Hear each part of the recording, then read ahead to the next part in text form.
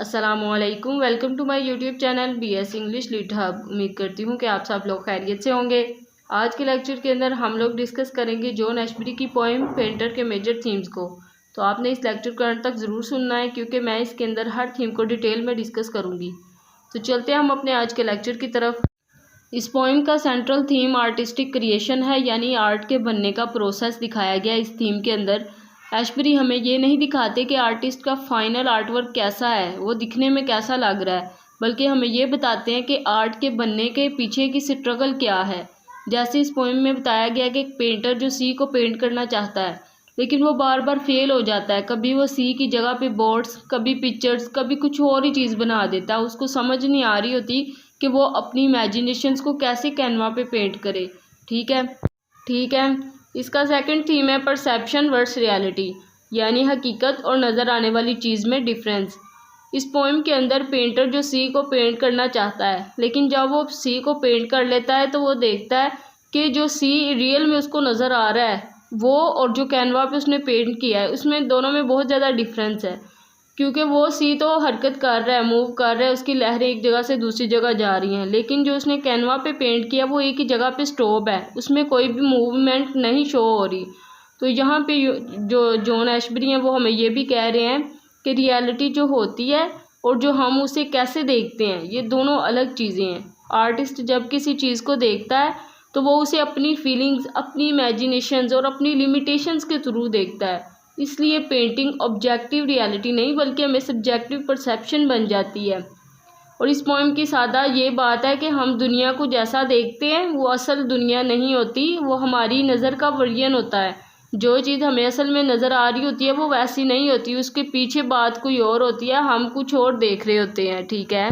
इसका third theme है identity and the self. इस पोएम में पेंटर सिर्फ आर्टिस्ट नहीं है बल्कि ह्यूमन सेल्फ का भी सिंबल है। पेंटर जब बार बार अपनी पेंटिंग को चेंज करता है तो असल में वो अपनी आइडेंटिटी, अपनी अंडरस्टैंडिंग और अपनी डायरेक्शन को ढूंढ रहा होता है। वो ये जानने की कोशिश कर रहा होता है कि वो क्या चीज़ पेंट करना चाहता है, उसके माइंड में क्या चीज़ चल रही है। एशबरी हमें यहाँ पे ये भी बताते हैं कि जो आइडेंटिटी है इंसान की वो एक फिक्स्ड नहीं है, वो बार बार चेंज होती रहती है। ये चेंजिंग वाला प्रोसेस है। जैसे पेंटिंग कंप्लीट नहीं होती वैसे ही इंसान की सेल्फ भी इनकम्प्लीट और इवॉल्विंग रहती है। इंसान की ज़ात में भी तब्दीलियाँ रद्दोबदल होते रहते हैं। हम भी ज़िंदगी में बार बार रूल्स चेंज करते हैं, हम बहुत ज़्यादा डिसीजंस भी लेते हैं जिनको हम बाद में चेंज भी कर लेते हैं और बार बार हम अपनी सोच को बदलते हैं। इसी तरह जब पेंटर कोई भी चीज़ पेंट कर रहा होता है तो उसके माइंड में बहुत ज़्यादा चीज़ें आ रही होती हैं, वो अपने जो क्लियर नहीं हो पा रहा होता उसके माइंड में चीज़ें, तो वो उनको चेंज करता रहता है, अपने आइडियाज़ को, अपनी इमेजिनेशंस को। जैसे इसमें पेंटर कैनवा पर सिर्फ एक सी नहीं बना रहा बल्कि वो खुद को समझने की कोशिश कर रहा होता है कि क्या चीज़ है जो उसने अपने माइंड में आई है, उसकी इमेजिनेशन जो उसके माइंड में आई है, उसने उसको कैनवा पे पेंट करना है। उसको वो इसके ज़रिए, इस आर्ट के ज़रिए खुद को समझने की कोशिश कर रहा होता है कि उसकी ज़ात क्या चाहती है। ठीक है, कि वो क्या पेंट करना चाहता है। इसका फोर्थ थीम है लैंग्वेज एंड कम्युनिकेशन।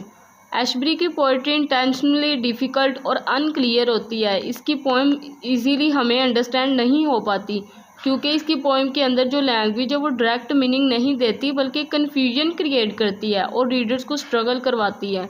स्ट्रगल ऐसे करवाती है कि इसके अंदर जो लैंग्वेज है वो अनक्लियर होती है, गैर वाज़ेह होती है, तो हमें खुद सोचना पड़ता है कि इसके अंदर क्या मैसेज दिया गया इनकी पोइम्स में, तो हमें इस तरह से स्ट्रगल करनी पड़ती है। और ये भी ये कहना चाहते हैं कि लैंग्वेज रियलिटी को फुली एक्सप्रेस नहीं कर सकती। जैसे पेंटिंग है, सी को परफेक्टली शो नहीं करवा रही क्योंकि जो सी है उसकी लहरें मूव कर रही हैं, लेकिन जो पेंटिंग कैनवा के ऊपर है उसकी लहरें स्टॉप हैं। इसी तरह वो ये कहना चाहते हैं कि वर्ड्स फीलिंग को फुली तौर पे नहीं कैप्चर कर सकते। कुछ बातें ऐसी होती हैं, कुछ फीलिंग्स हमारी ऐसी होती हैं कि हम उन्हें वर्ड्स में एक्सप्लेन नहीं कर सकते। इसीलिए जॉन एशबरी ने बोला है कि लैंग्वेज एक इम्परफेक्ट टूल है कि हम जो चीज़ कहना चाहते हैं हम उसे अपने वर्ड्स में पूरी तौर पे एक्सप्रेस नहीं कर सकते। ठीक है। इसका फिफ्थ थीम है टाइम एंड टेम्पोरलिटी। पोएम में कोई क्लियर बिगनिंग या एंडिंग नहीं दिखाएगी बल्कि पेंटर का प्रोसेस दिखाया गया कि वो रुकता नहीं, रिपीट होता रहता है और चेंज होता रहता है। इसलिए हमें यहाँ से ये आइडिया मिलता है कि आर्ट एक ऑन गोइंग प्रोसेस है जो कि मुसलसल चलता रहता है और टाइम भी लीनियर नहीं बल्कि सर्कुलर है। ये एक इसकी स्ट्रेट लाइन नहीं है बल्कि सर्कुलर मूव करता रहता है, एक दायरे की शेप में मूव करता रहता है, इसका कोई स्टॉप नहीं है। जैसे लर्निंग कभी कंप्लीट नहीं होती वैसे ही पेंटिंग भी कभी कंप्लीट नहीं होती और ये मुसलसल चलने वाला प्रोसेस है। क्रिएटिविटी कभी फिनिश नहीं हो सकती, ये ऑन गोइंग प्रोसेस है। एशबरी टाइम को फिक्स्ड मूवमेंट नहीं बल्कि कंटिन्यूअस फ्लो के तौर पर दिखाते हैं। ये कहते हैं कि टाइम मुसलसल चलता रहता है, ये किसी के लिए भी नहीं रुकता और ना ही इसका कोई स्टॉप है, ये ना किसी का इंतज़ार करता, ये कंटिन्यूअस फ्लो है। ठीक है। इस पोइम का 6th थीम है the role of the observer. ये पोइम सिर्फ एक पेंटर के बारे में नहीं बल्कि हर रीडर के बारे में है, हर व्यूअर के बारे में जो उस आर्ट को देखता है, उसमें इंटरेस्ट लेता है। एशबरी हमें ये कह रहे हैं कि आर्ट का मीनिंग आर्टिस्ट डिसाइड नहीं करता बल्कि रीडर जो व्यूअर है वो खुद बनाता है। हर रीडर अपनी अंडरस्टैंडिंग, अपनी एक्सपीरियंस और अपनी इमेजिनेशन के मुताबिक पोइम को समझता है। और इस पोइम का पावरफुल मैसेज ये है कि आर्ट तब कंप्लीट होता है जब आर्ट को कोई समझने वाला हो, जब वो कोई बंदा आर्ट को देखे तो उसकी तशरीह कर सके, उसको एक्सप्लेन कर सके। ठीक है। उम्मीद करती हूँ कि आपको इस लेक्चर की अच्छे तरीके से समझ आ गई होगी। तो आप इस वीडियो को लाइक, चैनल को सब्सक्राइब और वीडियो को ज़रूर शेयर कीजिएगा और मुझे कमेंट सेक्शन में ज़रूर बताइएगा कि आपको नेक्स्ट किस टॉपिक पर लेक्चर चाहिए, तो मैं इंशाल्लाह ज़रूर अपलोड करूँगी। अपना बहुत ज़्यादा ख्याल रखिएगा। मिलते हैं अपनी नेक्स्ट वीडियो के अंदर। अल्लाह हाफिज़।